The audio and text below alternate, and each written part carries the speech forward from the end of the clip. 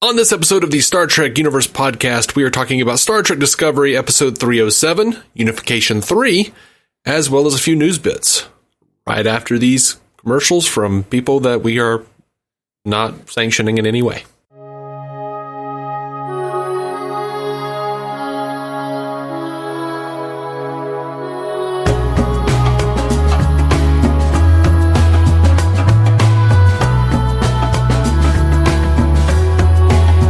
Welcome to the Star Trek Universe podcast, the podcast where two lifelong friends do what they've been doing since they were 5 years old.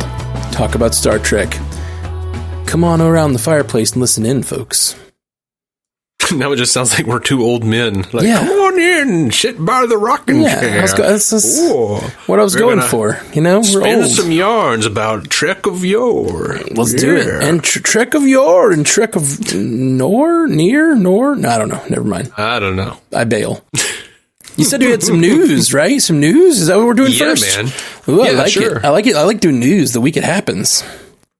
I mean, I don't know if that's when it happens. Well, so it's probably when I'm hearing about it, so I'm down. Yeah, right. Well, I guess the news broke today, December 1st. That's when we're recording, y'all. Deadline was talking to Noah Hawley, the showrunner for Fargo. Yes. And this is the guy who was wanting to direct. They were talking to him about directing a Star Trek movie, and they asked, is a Star Trek possibility still in the cards for you at the new Emma Watts run Paramount, or is that too on hold? And he says, it doesn't appear to be in my immediate future. I think when Emma came in, she took a look at the franchise and wanted to go in a different direction. But you know, life is long. We were very close to production, but in this business, that doesn't mean much. You got to get out of the gate to be in the race, if you know what I mean. So unfortunately, that looks like it's not going to happen. At least for a while. That severely bums me out. Yep. He wanted to do a new cast and crew and a new take on it. I get why that wouldn't be in the cards in any way. Right. Well, I mean, new cast. Well, when you say new cast, new crew, or you mean like new cast and new crew as in totally different Star Trek? I just heard new cast, new crew. I don't know. Okay. I don't know. All right. Well, I think that should totally be in the cards personally, but yeah, man. Well, do it as a miniseries, Kurtzman. Do it as a show, as another alternate universe show with Noah Hawley. Like, oh my God, we just finished Legion. Yeah, man, such a good show. I won't give you spoilers. Yeah, please don't. I've seen bits and pieces of Legion. I've seen the first couple episodes. I absolutely loved Legion, but I'm working through Fargo right now. So we've both been watching these Noah Hawley shows, and I'm about to finish. I'm like 4 episodes from the end of this most recent season.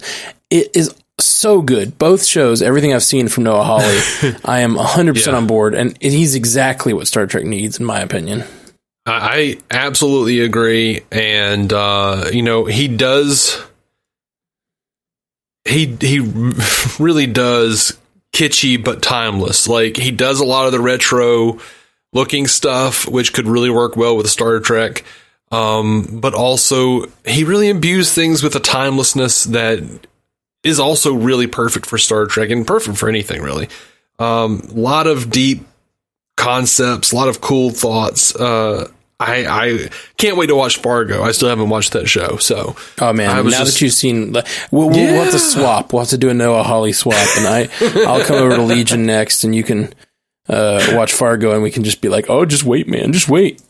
Absolutely. Yeah, I'm planning on going to Fargo next. I love the Coen brothers too, so just knowing that Noah Hawley is involved with anything that they're doing, just.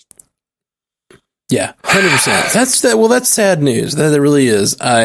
When you said there was news, I got excited, and now I feel nothing but sadness. Just a big pit of sadness inside me.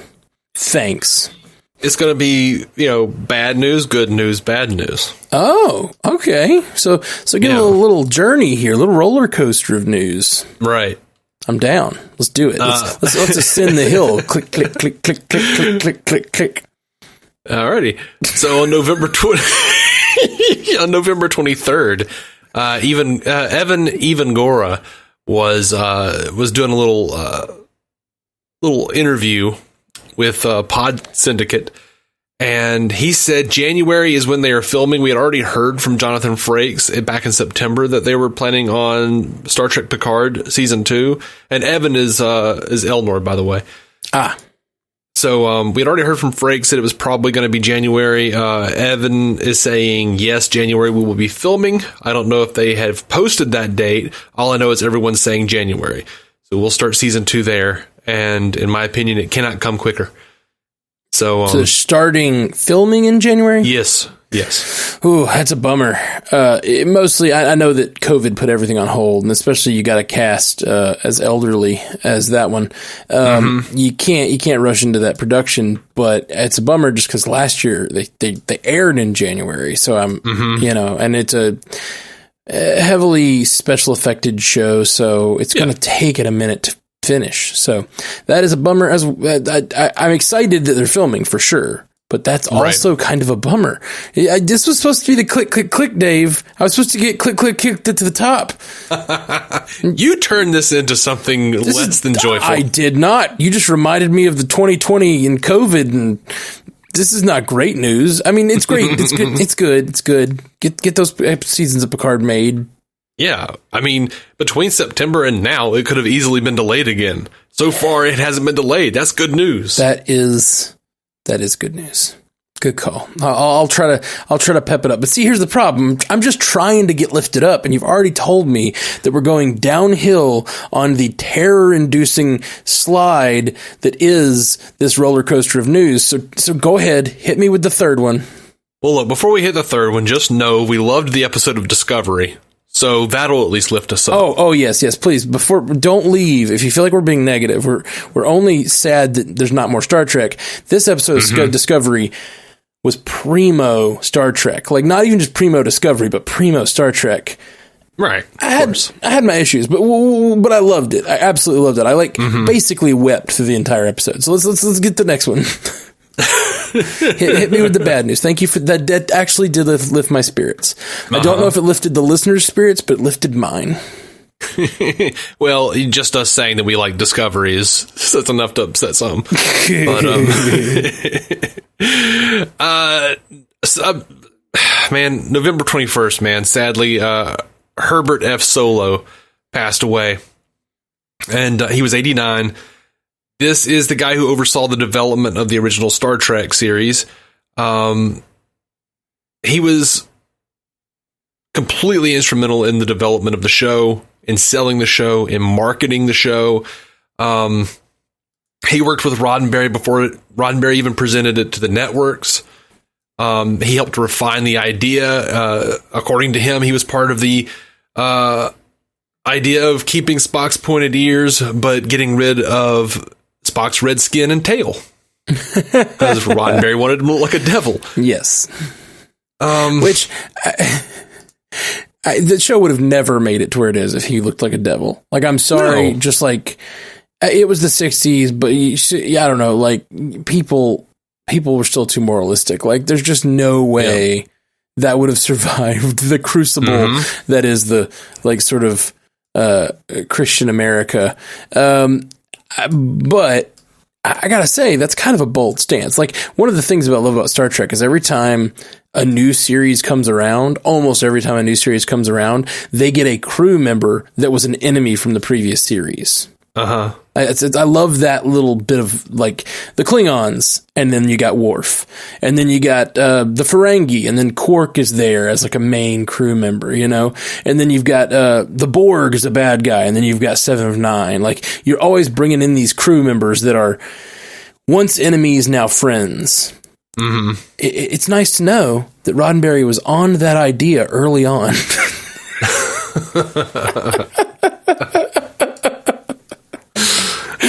Sorry, that was a long walk for that joke. I apologize.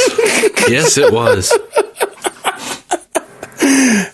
I'm sorry, but yes, this is very sad. This poor man. It sounds like he had a long and full life of good work, at least. And thank you. We salute you. We salute you. Yep.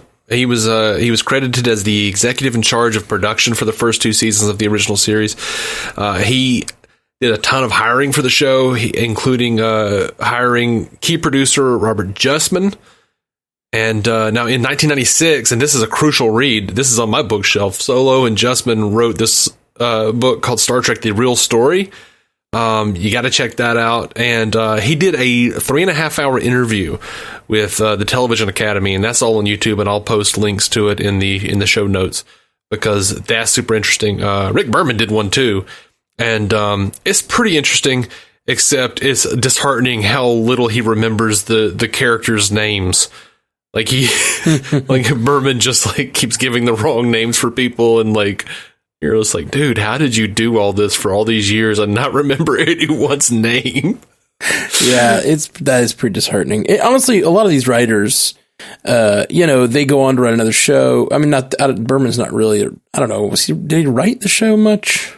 I don't think More so. just produced it, I know. He was a producer, and before that, he produced shit for the Discovery Channel and stuff. Like, sci-fi was not his bag. He just didn't ever care about it. I could see why he would not care or know the character's name being a producer, but it's just sad because this show is so meaningful to so many people, and for the creators to just not care at all, even the executives, that's disappointing. And I think that era has ended. I think the era of like Kevin Feige and people like him. I want to name some DC guys. I know there's some DC guys up there, but I also know a lot of them embroiled in scandal. Can you give me a good one unscandalized?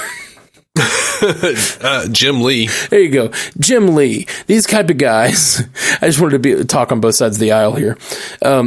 These type of guys. Because I almost said one and I was like, no, I think he's in a scandal. I would say Zack Snyder is a huge DC fan. Like, yeah. I didn't think so at first. Well, I was trying to think on the executive level, I guess. But yes, absolutely. Well, he's on the executive level now, buddy.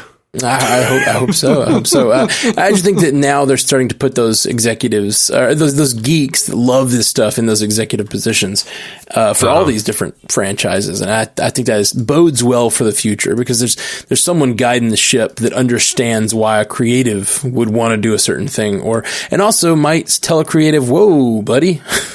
What are you doing to the universe we love, for a good reason, not for money or whatever. It works both ways. Like you have someone like, Jeff Johns over at DC, who is a huge fanboy and is a walking encyclopedia for DC Comics, but also, what is a fan of a certain version, of fandom and a certain version of the franchise who is willing to destroy another creator's stuff because that's not how it should be done.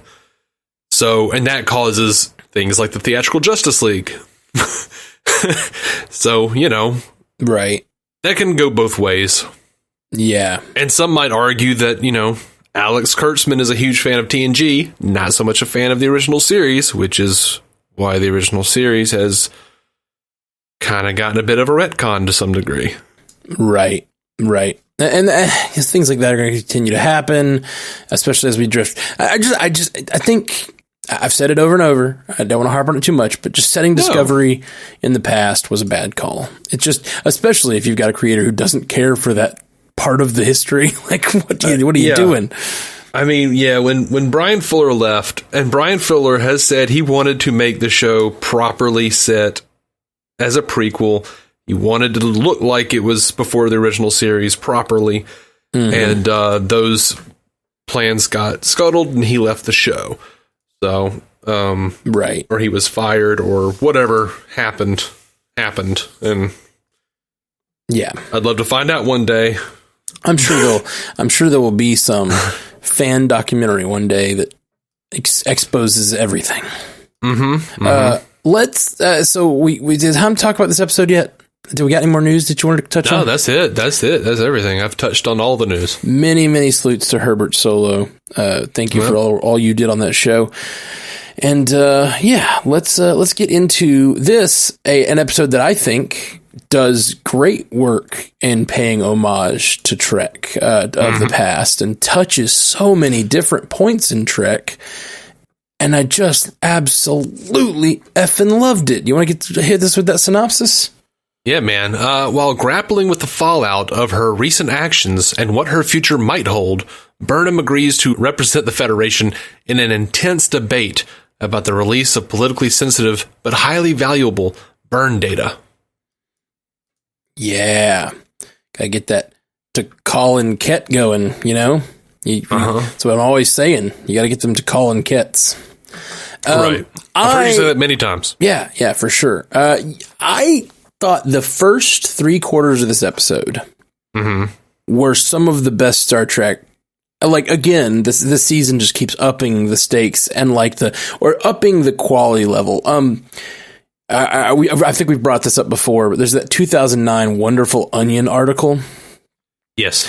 When 2009 Star Trek came out, where they said, Star Trek fans upset that 2009 Star Trek doesn't include enough long, laborious boardroom discussions. Yeah. This episode is exactly that.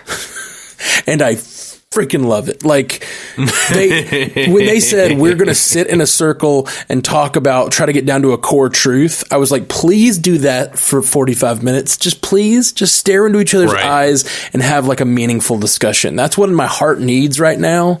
And like, in this world we live in, like, there's a lot being said here about like that yearning for truth. And it just really, I was so pumped for the first 3/4 of this episode. And I still loved it. My one quibble is I don't feel like they got to the truth of anything. It's they got to the truth of Burnham. They were like, we're going to get to the truth. And they said that, you know, that her mother, who is a Kowalma lot. I mean, come on. Right. That was cool. That was so cool. So cool. This had canon from original series, canon from TNG, direct connections to Picard. Like, I just, chef's kiss. Love it. But her mother said that a common tactic to Colin Kett is to undercut the speaker, you know, like get rid of their credibility. But that's all they did. That's really all this was them trying to prove herself, which was great. It was classic Star Trek maneuvering where she does that gong and says, I will not let the peace of Navarre be another casualty of the burn, and walks out. And I was like, that's beautiful. And that got her the data. It was just a great ending.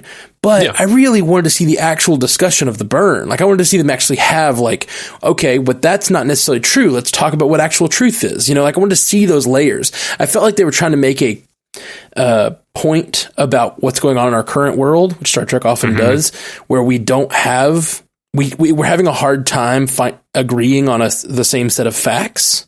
Yeah. And I wanted them to give me a like actual roadmap. Like, I wanted them to like do the work that sci-fi often does, where you give me a roadmap for how do you find truth? How do you take 3 factions that believe in different facts and bring them together? How do you find a truth that they can build from? Like, do that work. And they didn't. They just kind of argued about Burnham's motives, and then she proved her motives and got the data. You know what I mean? I feel like whether she was the one that was kind of on trial here, and I feel like that was the important part of the episode. That was the important part of the trial. And they from a character perspective, I totally agree. And they had an audience around. I'm sure whatever that data was, it was classified. They're not going to have a bunch of people sitting around watching and probably recording, because as we've learned from Star Trek, there's always a recorder. As we saw in this episode. Absolutely. Very much. It's from Picard's files. You know, Picard was clearly recording at that moment when Spock was telling him that very private discussion. We'll talk about that in a little bit in the fan feedback. Okay. But, yeah, man, I think they did what they had to do. If they were going to discuss it openly, she wouldn't have had to request the data in the first place. Like, why would they discuss it with her? They hadn't even decided whether or not they trusted her. And it wasn't until she did her thing and walked out that they did trust her. Right.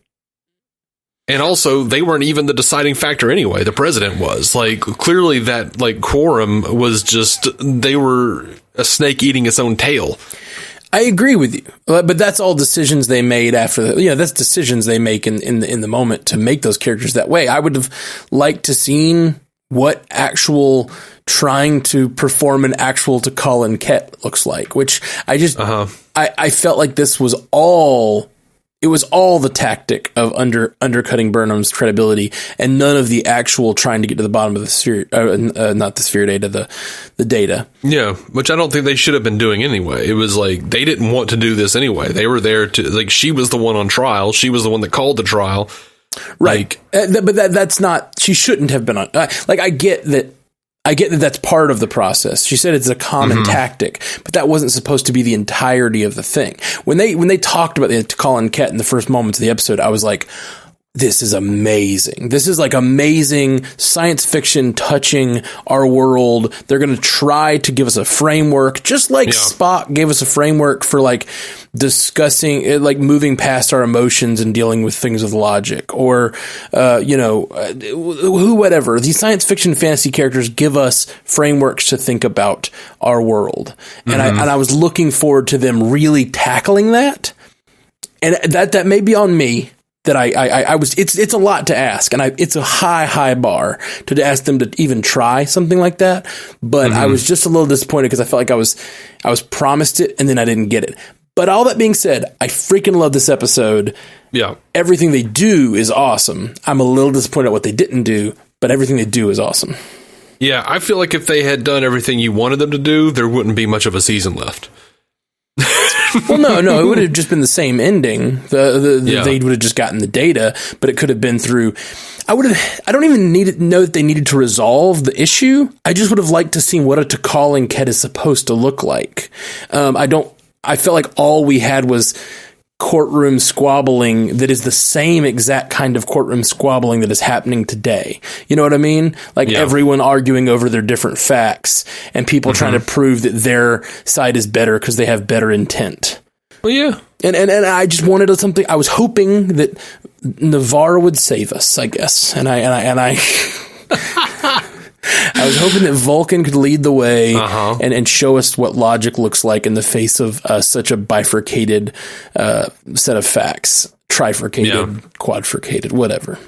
But anyway, what was there was awesome. And I am a big believer in finding your own personal truth and looking inside yourself and understanding what's going on inside yourself and trying to learn to be honest about that with those around you. And I loved that her mother did not help her, that she actually stood before her. And this to Colin Kett was very important to Burnham, and her admitting that she's scared that she's going to kill everyone, you know?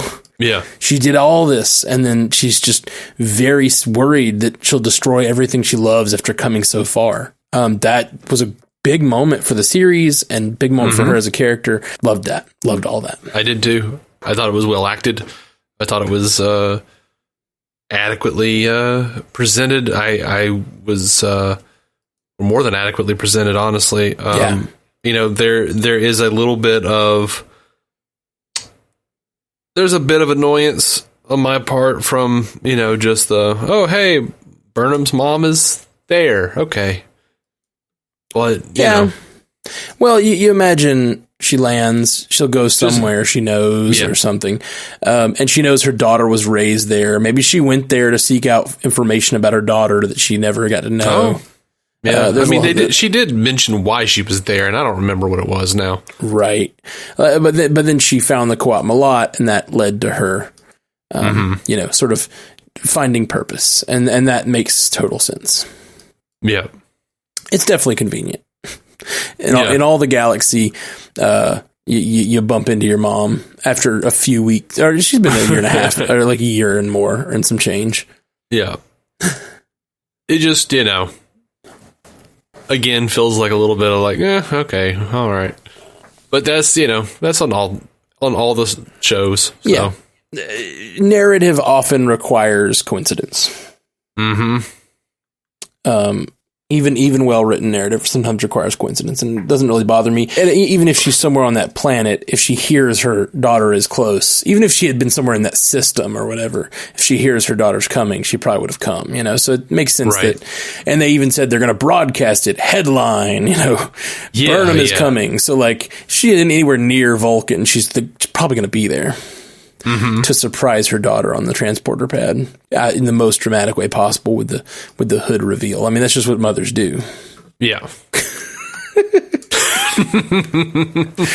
I actually felt like their reunion was a little underwhelming. I guess I have some holes in my memory of how I know they interacted in season 2 when she was the Red Angel for a minute or two, or like she had a conversation with her in one of the episodes.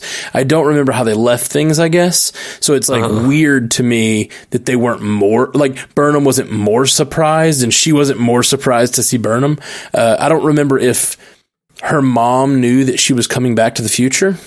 Mm-hmm. Like I don't remember that. It's clear that she knew her mom was going to be here. So her mom didn't seem surprised at all to see her.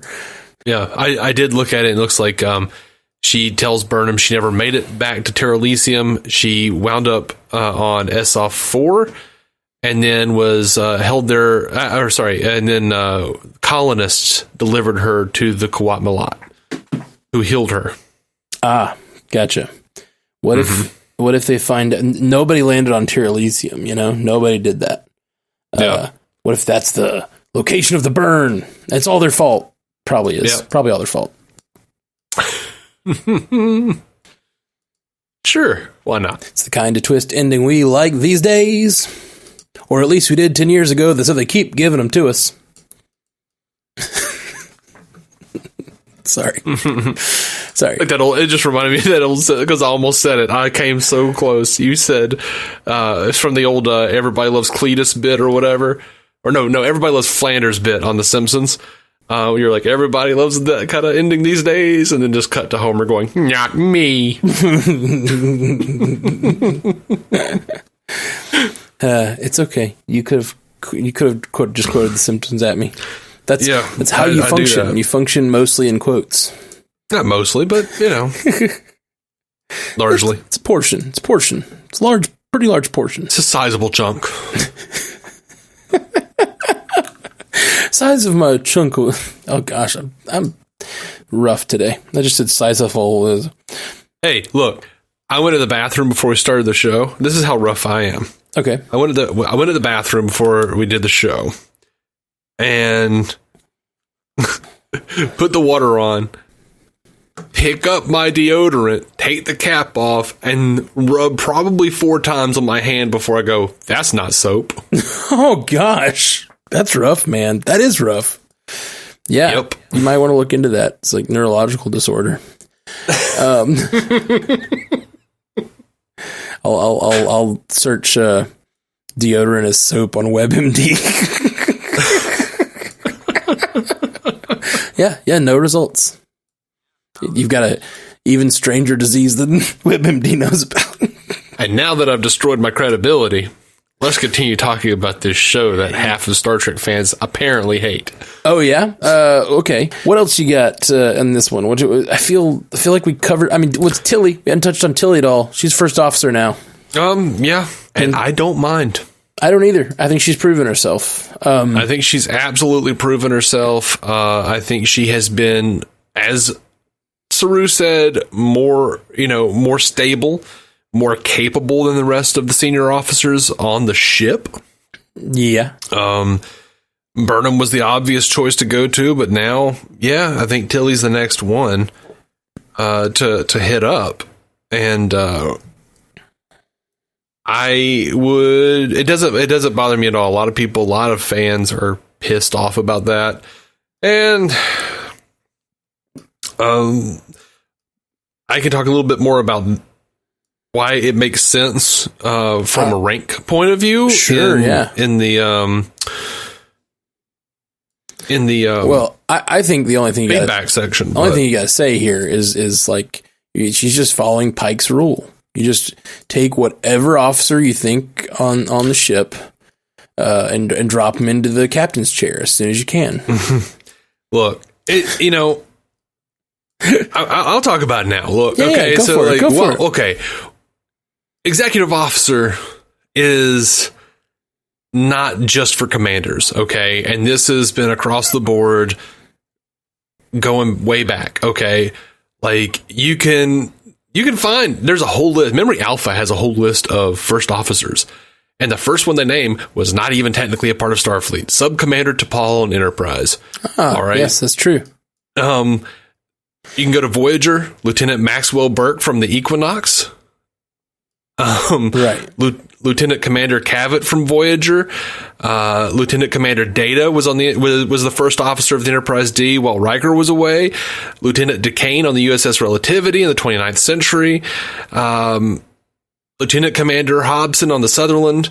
Like, Kira Nerys was the first officer of Deep Space Nine. Lieutenant Commander Worf was the first officer of the Defiant. You don't have to be a straight up commander. Sure, you don't have to be a commander. It is. It's a little weird that she's an ensign. Like, yeah, but it's also a little weird that a 23rd century crew who lost most of their crew made it to the 32nd century. Agreed. I get why people are a little annoyed. I do. Well, they're annoyed because they don't like Tilly. Oh well, I love Tilly. She's the fucking best. I love Tilly. She's great. Yeah, I love it.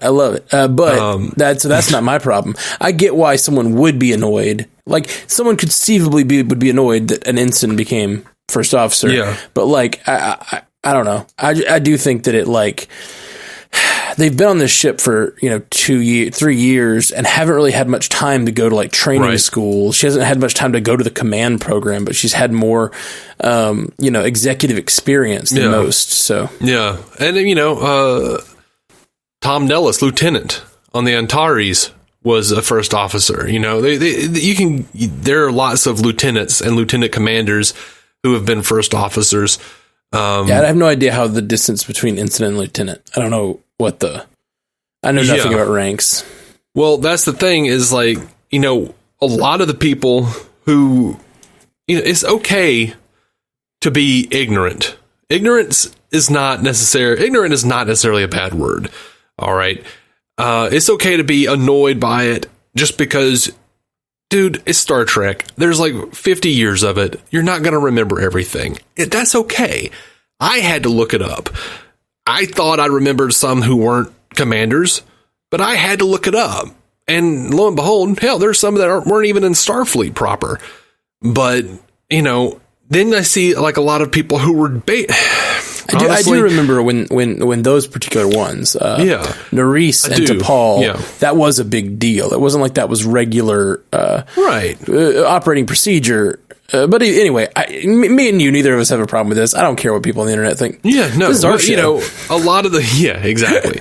And honestly, a lot of what I'm seeing are people who are like members of current military outfits who want to start bringing up like military would never do blah, blah, blah, blah. I don't give a shit. Like, there's no reason that a military 200 to 1200 years from now should have anything to do or be held to any standards of our current military of the United States. Like, you're just being stupid. And also, this is a TV show. Like, get the hell over it. But I think a lot of these people just don't like Tilly. And based on some of their other comments, a lot of these people don't like Tilly because she is an overweight woman. And I don't see anybody saying that Scotty can't be a freaking commander or a first officer or whatever. Chief engineer. So, I hear you. I don't want to be the guy who says that all people who have that problem with this. No, I didn't say it. I didn't say all. I know, but I'm just saying, like, it's hard. It's hard to quantify. Like, I have that problem whenever I have a problem. It's just the same people who say that everyone that doesn't like Captain Janeway doesn't like her because she's a woman. Right. That have nothing to do with why I don't like her. Which, by the way, first officer of Voyager, Commander Chakotay, he wasn't even Starfleet. Dude was the captain of a Maquis vessel. Again, it was controversial. It was a controversial choice, though. And he was also like, Yeah, no, they were representing the Maquis members of the crew. And he's like basically the captain of their vessel. So, like, and it's kind of the same thing with Nerys. She was higher up in the in the Resistance, and same thing with T'Pol. She's a, higher ranking science officer or whatever. Like, none of these people are ensigns. So like, it is an unprecedented move, except for Pike in 2009 Star Trek. Yeah, I'll be honest though, like the Tilly thing was obvious as hell. Like looking back at the episodes leading up to it, wow, we should have both figured this was happening because. Right. Tilly has been like the voice of reason. Oh, I thought we did. I think we discussed this in the first episode. Didn't we discuss that? Did we? Yeah, I think we did, because when she's his like conciliary on that first mission or the second episode, I was like, oh, it looks like she's like gonna be in command soon, or like she's gonna be in, and she's been taking command classes since like season 1. Yeah. I think that if they were gonna do this, there could have been a better way to handle this. They could have made her a lieutenant, like in season 2. Like they could have let her complete a couple of those online training courses or whatever, and like she could have gone to Phoenix University or whatever and like gotten her lieutenant certificate, and then this wouldn't have been such a issue. There's certain things you can do in a show if you plan it well, where like it's a throwaway line in season 2 that justifies something you're going to do in season 3. Or even you're looking at the next 8 episodes and you go, all right, while they're doing the refit and that those 3 weeks or 4 weeks while they're doing the refit, she finishes her like lieutenant commander exam. Right. And man, I didn't even know you got lieutenant, Tilly. Well, I haven't really been talking to people about it, whatever. I don't know, like whatever. So they could have done this a little smoother and avoided some of the backlash, is all I'm saying. They weren't going to avoid backlash on this because of mainly the most of the people who dislike this now or dislike her. I hear you. You're going to get some of that, but again, I thought they hung the lantern well. By saying that, you're basically saying that by saying they're not going to avoid the backlash, you are basically saying all people only don't like this because I said some of the people, but they are not going to avoid the backlash. They could have avoided a large amount of the backlash. I said some of the backlash, and then you said no, they're not going to avoid the backlash. Anyway, let's not even talk about this shit. We don't care. Let's stop arguing with people online that we are not us, that we don't care about. I don't care what those people think. Okay. I mean, I was going to initially wait until the fan feedback. Right. Someone else people who listen to us have a problem with it. Well, I'm sorry, guys. But that's fine. We should have waited till the feedback. I'm sorry. I told you. I know, and I told you to go for it. That's fine. My bad. Then I get my head bitten off because we don't care what the listeners think. And let me say, whoever that is, I was defending you. I was at least saying it wasn't because you thought Tilly's an overweight woman.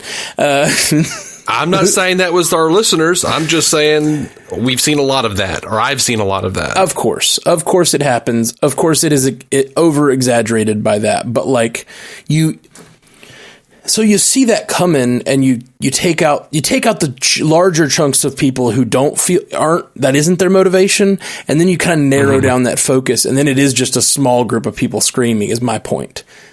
Oh yeah, but that also just describes Star Trek fans. I just think they did it a little sloppily. I still like it. I still think she deserves it. I still think it's great.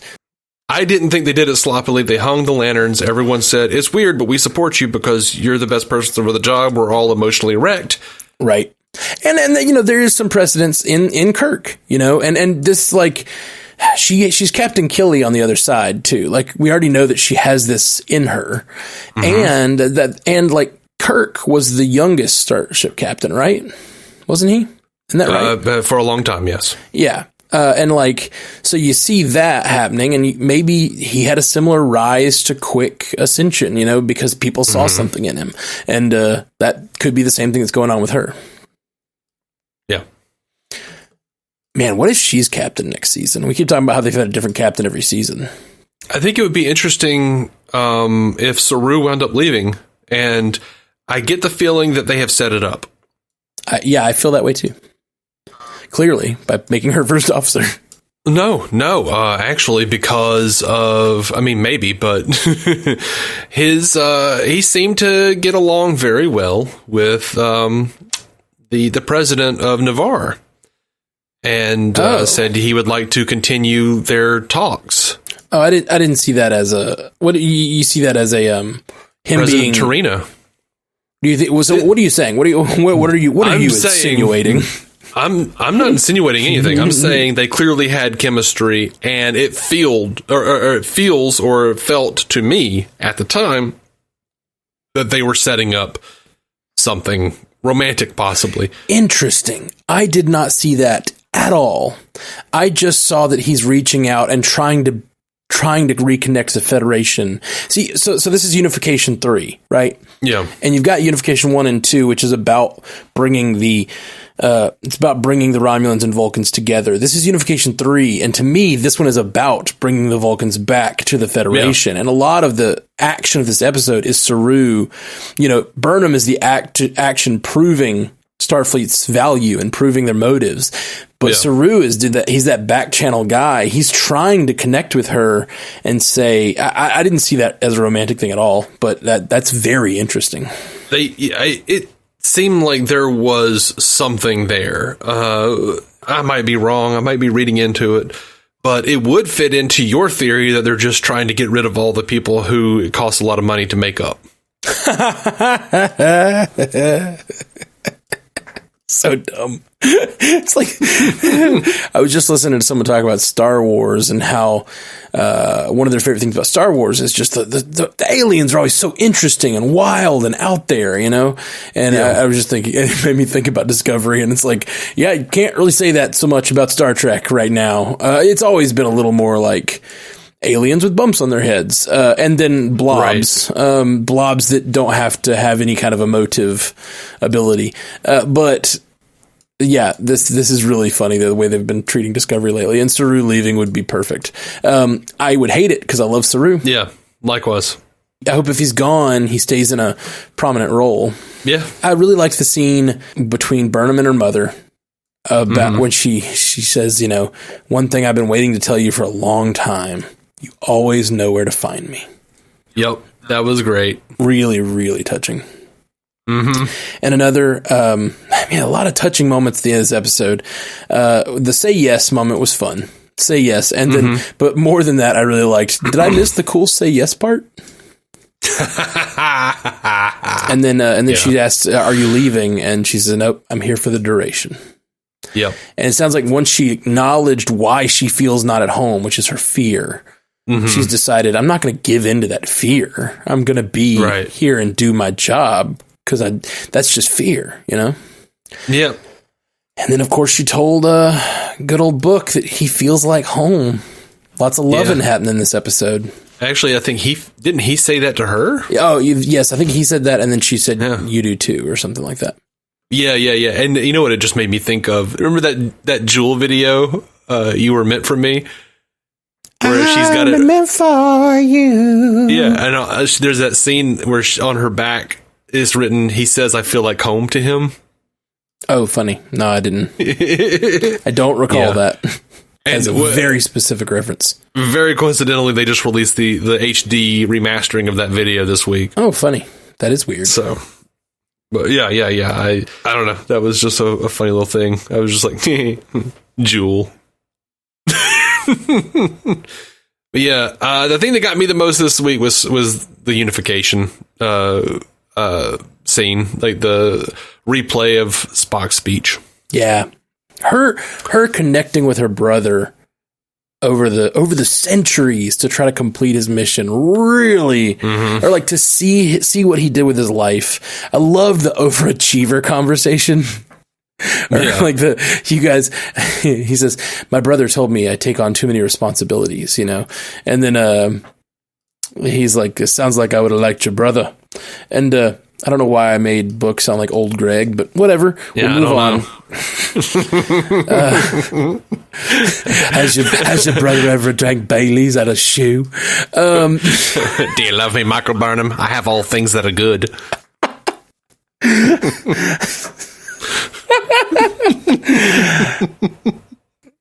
I want to scream mangina, but I won't. I'll move back. We'll go back to the show. You saw my downstairs mix up. What did that mean to you? Doesn't mean you love me. In the context of Book and Burnham, that's the weirdest shit. That's weird. That's weirder than the boat scene in the actual old Greg. Okay. Are you playing your love games? Sorry. Okay. I don't know what else. Oh yeah. So he's talking about the how he takes on too much responsibility. It sounds like Laura liked him, and then he says something to the effect of like, she tells him what her brother did with unifying Romulus and Vulcan, and says, "You guys are overachievers. Your family is overachievers." It's really good. Yep, it is good. Like, you saved the universe. Your brother brought together species and also saved the universe on multiple occasions. Now, I feel like there was a lost opportunity in this episode, and that lost opportunity is this. When they said that that Spock's sister was there, I really wanted the Vulcans and the Romulans to angrily recoil for a while and just be like, "We've never heard of a sister." Right. Just another like call out to the fans that refuse to acknowledge that it's reasonable that he might have a sister we don't know about. Mm-hmm. Oh man, yeah, that's funny. Okay, you want to get into feedback? Absolutely, we can do that. Let's do it. We've already gotten into it a little bit. But. Yes, we have. Unbeknownst to me, I know. I mean, I told you. Little Trank says, "I'm only halfway through the episode, but I have a nitpick. I know this is a TV trope, but how does Admiral Picard have a holo recording of Spock speaking to him in a cave on Romulus while on a covert mission? A holo recording that is straight up a clip from Unification Part 2. All right, so I do want to point out that the computer said the coordinates were redacted, so we don't know where it was. Classified personal files of Admiral Jean-Luc Picard, but now, correct me if I'm wrong, I did go back and look at this episode. Unification 2 does not show this entire speech. It shows bits of it, and it's not in a cave. It's actually at the restaurant that's in the Romulan Bazaar. Oh. That is much more reasonable to the video there. Mm-hmm. But it also cuts out stuff from Picard's part of the conversation and adds stuff that wasn't there that I didn't immediately recognize, okay? So I'm assuming some of this was from deleted footage, maybe even an alternate take.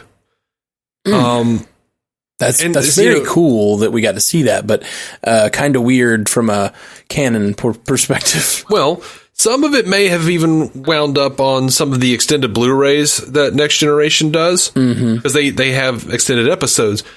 But I would personally pause it because it did seem different the way he said the parts of the speech that I recognized. Okay. And here's my personal headcanon, and it makes sense. I think Spock, he was a diplomat. He was starting a movement. He had crafted arguments that he had committed to memory, pieces of persuasive speech patterned together that he would often use. I think Picard may have been present at a separate time when he made a similar speech, or, they may have wound up getting security footage from that Romulan marketplace. Right. And, Picard just some had of it was cut recording off. device on him of some sort. I mean, we've got cell phones on us. Why can't they have, comm badges could record stuff? Not that that would fix a lot of these type of canon problems if comm badges recorded, like these types of things.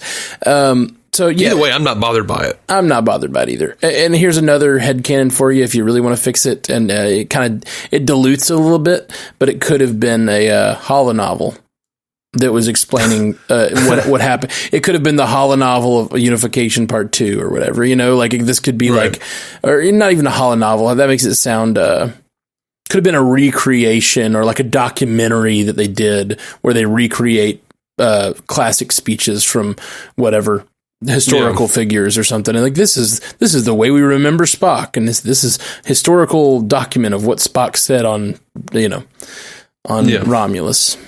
Yeah, but definitely a lot of some of the stuff that we see Spock saying in that scene, they had cut to Picard, and it even sounded a little different. I think it was an alternate take, or maybe a couple of different alternate takes from different parts of the episode stitched together. Yeah, definitely possible. And I think I've done it myself. I've committed certain arguments that I have to memory, telling different people, especially like being a DC fan, you start getting into arguments and you have the same argument over and over again. And I know you do it because I've heard you do it. Oh, me? No. Yeah. Everything I say is fresh thought because I have no memory. That's not true, though. I mean, it might go down the same path. I'm like Memento. Yeah. All right. That was his name, right? Johnny Memento. I don't know his name.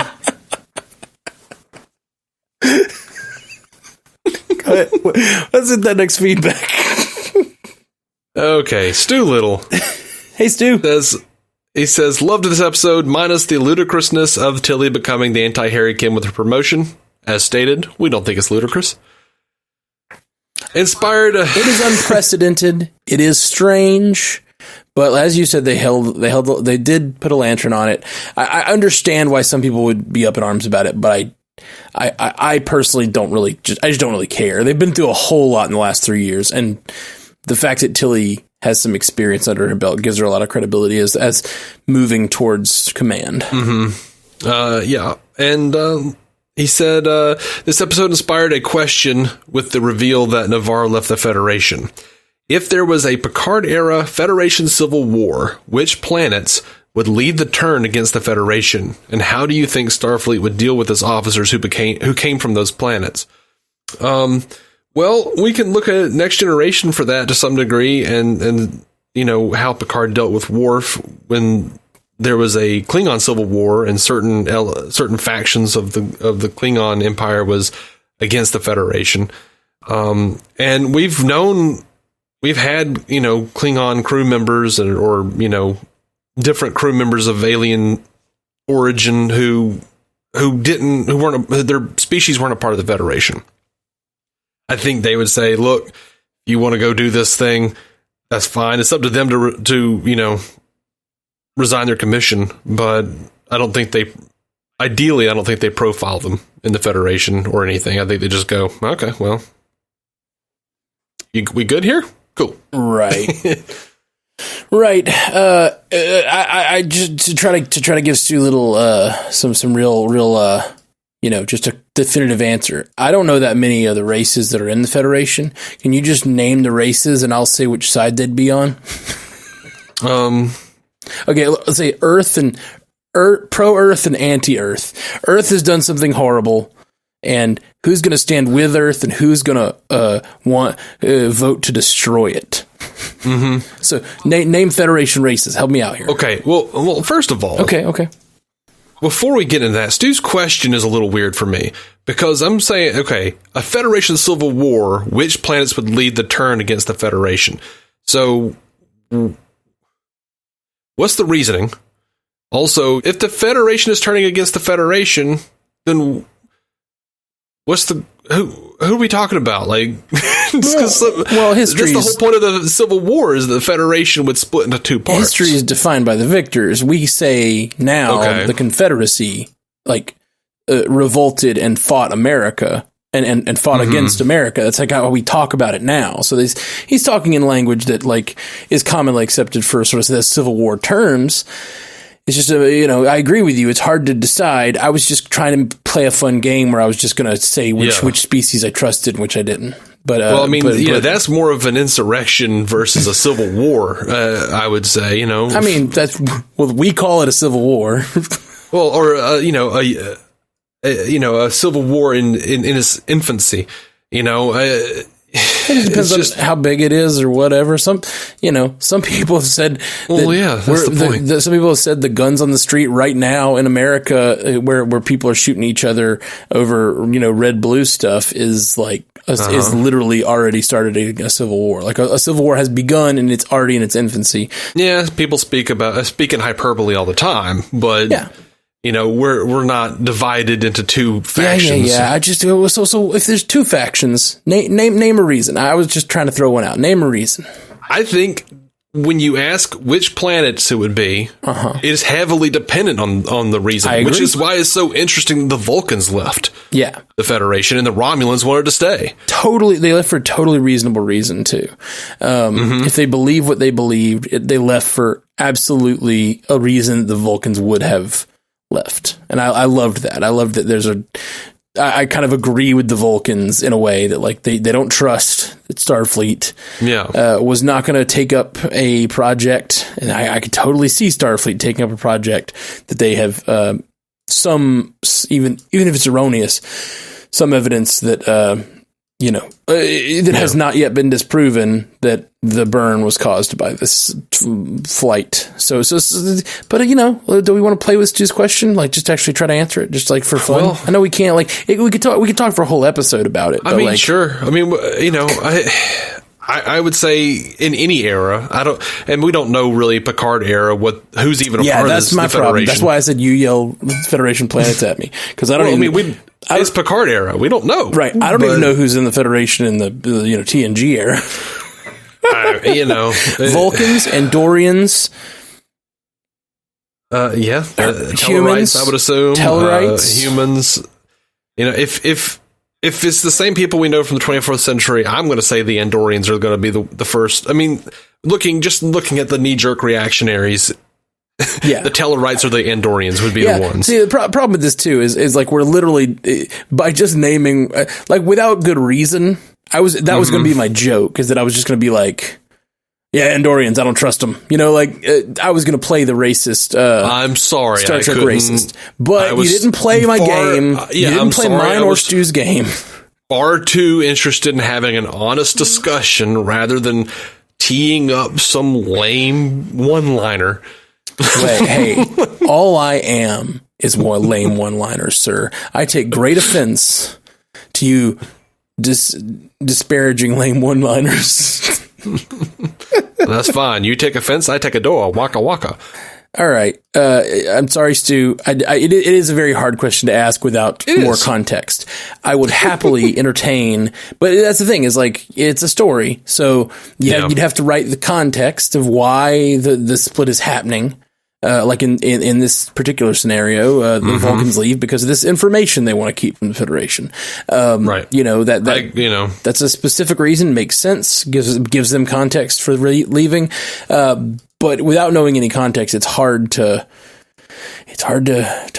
name without being just baldly, jokingly racist, which is what I was going to do. So let's jump into the next feedback. Let us know if you have more Civil War information. I would happily entertain such a discussion.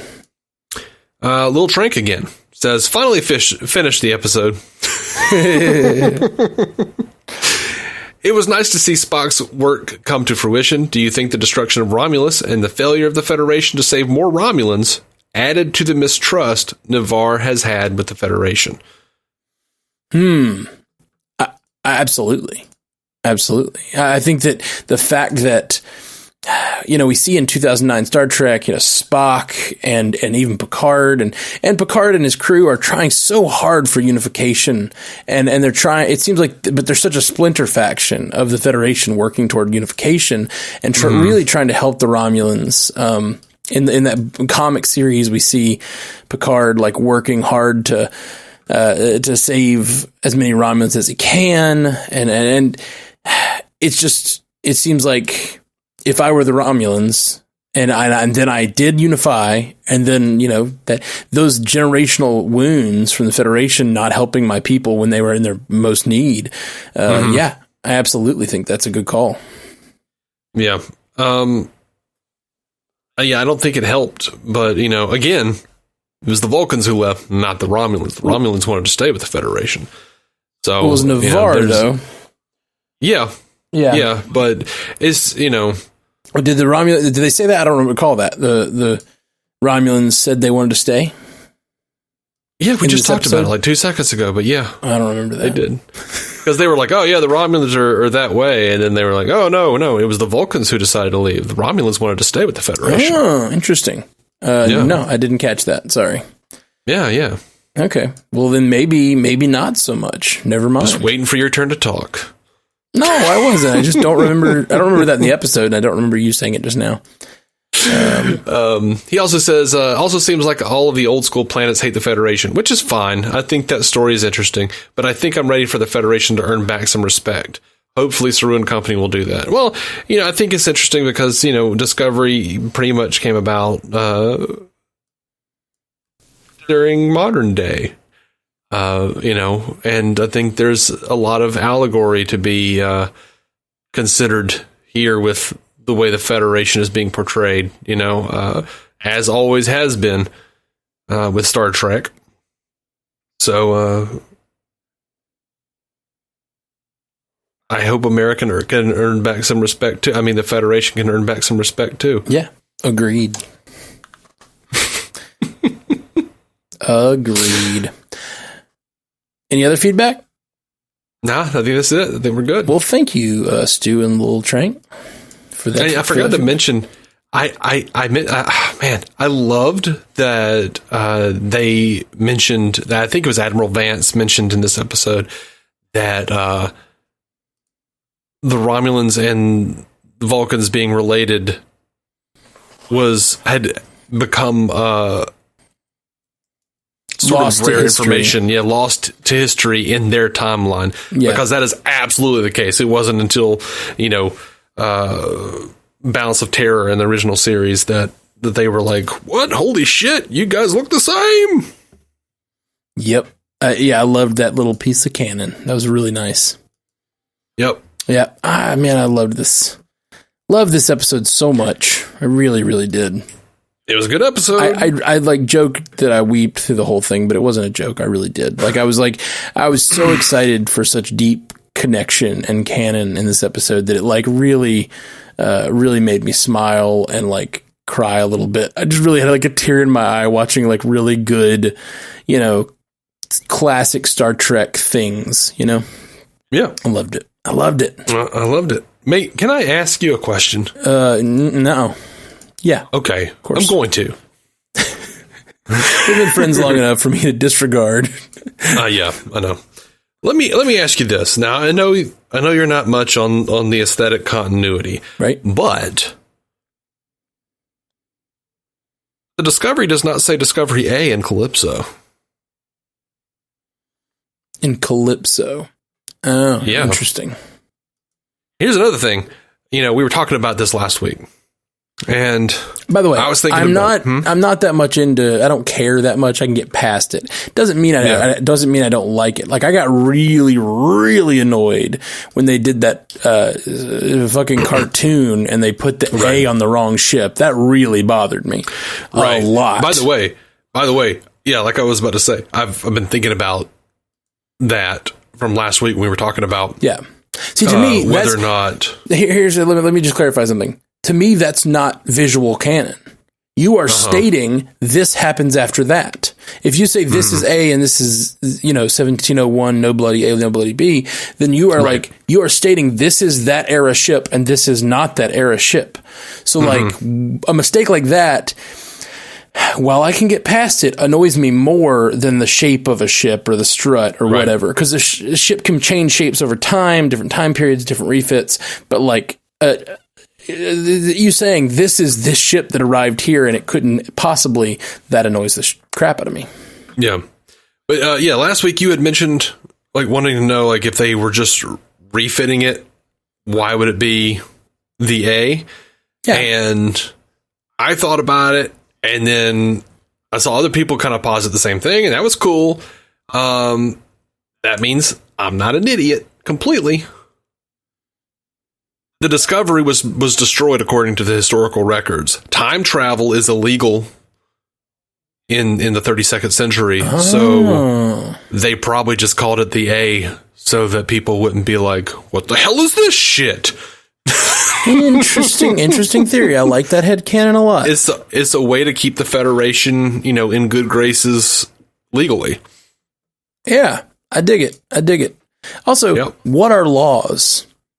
I know at this point, but they have said it's illegal on the show. Right. Well, I think they said it was against treaties. I don't know if they said illegal, which that's illegal. Right. I mean, yes and no. It's illegal. Romulan ale is illegal. Is that? I don't think that's because of a treaty. That's because the Romulan ale F's you up, and the Federation doesn't want their crew members doing it. Right. They never said. I don't know. I just always thought that was, hey, I don't think that's necessarily a result of a treaty, but yeah. Anyway, that's all neither here nor there. Yeah, that's a great headcanon. I like it a lot. Yeah. But yeah, I am very curious because they've gone out of their way to reference Calypso in this season, but we're also faced with the fact that in Calypso, Discovery did not say Discovery A on it. It just said Discovery, and it did not appear to be refit the way it is now. So what does that mean? Does it mean anything? Probably not. And that's the sad thing. Probably not. It probably means they didn't know what they were going to do this season, so they made that episode the way they made that episode. And now, if they, and it be all being streaming now, I wouldn't put it past them to throw a bloody A on there. Of course, it would have to also see that's the problem. They couldn't like reveal the fact that they were going to do these like separated nacelles and all this stuff that early. I mean, I guess they could have. They didn't know. Well, exactly. That's my point. But there's no reason they can't like figure out a way to make it work now. Sure. Maybe they have to go back on certain refit things because they need to like pretend to be the original or whatever, Also, the sphere data needs time to evolve too. Yeah. Like that was another thing. So maybe, just like we've talked about in the past, maybe the Discovery ends up back in a different time period. Maybe they go to Picard's time. Maybe they go to whatever. There's room to screw around. I mean, the lettering is easily changed. They changed it to say ISS Enterprise and maybe whatnot. Burnham's mother, they have to take away the future tech to protect the timeline, but they have to send Discovery back to Picard times because Elnor needs Burnham's mother or whatever.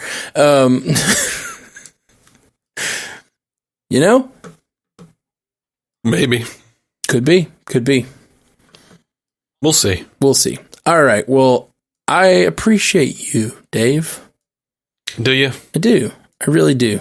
Why do you say that? I just really enjoy. That's a weird thing to say to me. I really enjoy our conversations. I miss you. I miss seeing you more. COVID has sucked. If you ever want to go on a long walk out, go on a hike on the outdoors, let me know. COVID responsible. We should do that again sometime soon. And just appreciate the podcast. I always like seeing you here, and thanks for doing it. But I do need to go and get all this merch organized. By the way, I should mention that I am so excited about these shirts. I am so freaking excited. I got these new shirts for the Garage, the band that you guys, if you follow along with this podcast, you've seen me putting those songs out. The songs are coming out very soon. The final album versions of these songs will be out probably in the next 6 weeks. But in doing that, I also ordered some shirts, and they're really cool. They have various geek imagery, including a Starfleet symbol as one of the A's, a Death Star as one of the G's, a Dalek as one of the E's. It's just really, really fun. There's a little reference to Back to the Future on it. I am super proud of these things. Natalie Smith designed them. She's awesome. Thank you, Natalie. Nice.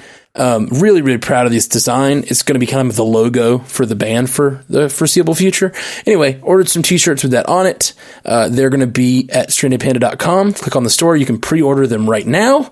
And I'm about to order those. So if you want to get a specific size or whatever, let me know. I will be ordering them basically in the morning. So by the time this goes up, I may have already ordered them, but, yeah. If you're interested in those shirts, I'll still have a bunch of every size. So order them, pre-order them, whatever you want to do, and we'll get them to you in a few weeks when they come in. Sweet. Yeah. Super, super excited about these shirts, man. They're going to look really rad. And they basically, I took a lot of my favorite geekdoms and some ones that I'd written songs about and stuff. And there's a Firefly R that is just, I love the Firefly R. That's one of my favorites of the whole thing. Nice. Really love the Firefly R. It's like an R, but the Firefly is in the little center of the top of the R, of the uppercase R. Yeah, really love it. So if you want to see that, go check it out at StrandedPanda.com, the website for the network that you're listening to. Nice. I love you, Dave, and everyone else. Love you too, buddy. Terok Nor. Terok Nor. I forgot the phrase. Jolon True? Live long and prosper. Thank you for listening to the Star Trek Universe Podcast, a Stranded Panda production. If you'd like to hear more from David C. Robertson, check out the DC On Screen podcast or mileage us to .tv for his web videos. If you'd like to hear more from Matthew Carroll, check out the Marvel Cinematic Universe podcast or listen to his music. Just search for Matthew Carroll anywhere you get music.